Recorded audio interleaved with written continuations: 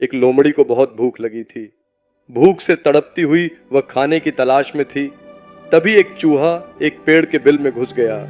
यह देखकर लोमड़ी तुरंत उस बिल में कूद पड़ी। अंदर जाकर उसने जितने भी चूहे थे सबको खा लिया और अपना पेट भर लिया। उसका पेट पूरी तरह भर गया।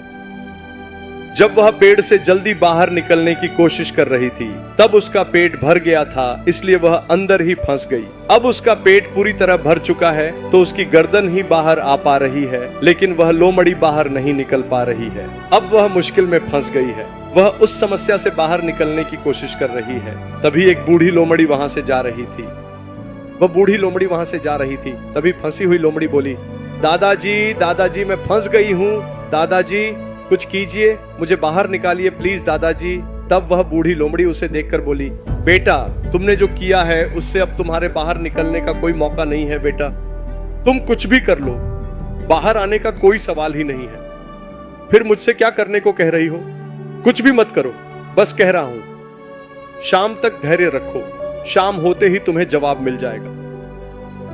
बात पर भरोसा करो, कुछ भी किए बिना जवाब कैसे मिलेगा दादाजी? उसने कहा, करो ना बेटा, तुम शाम तक धैर्य रखो, तुम्हें जवाब मिल जाएगा। तुम्हारी समस्या दूर हो जाएगी, तुम्हारी समस्या का समाधान हो जाएगा। धैर्य और शांति के साथ वैसे ही बने रहो, शाम होते ही देखो क्या होता है। ठीक है दादाजी, आपने कहा है तो मैं शाम तक धैर्य के साथ इंतजार करूंगा। ऐसा कहकर उसने सिर बाहर निकाल लिया और ऐसे ही देखने लगा।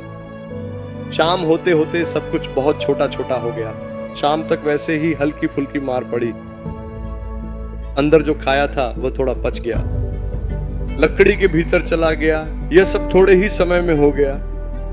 पकड़कर बाहर ले आए। जीवन में कुछ समस्याएं किसी काम को करने से नहीं बल्कि केवल धैर्य और सहनशीलता से ही सुलझती हैं। आपके जीवन की कुछ समस्याएं धैर्य से ही दूर होंगी। धैर्य और सहनशीलता से आप अपने परिवार की रक्षा कर सकते हैं। आप अपनी आत्मा, अपनी सुरक्षा और अपनी खुशी को प्राप्त कर सकते हैं। आज जो समस्या तुम्हारे पास है उसे हल करने के लिए अगर तुम जल्दबाजी में कोई फैसला करोगे तो समाधान नहीं मिलेगा। केवल धैर्य और सहनशीलता से ही समाधान मिलेगा।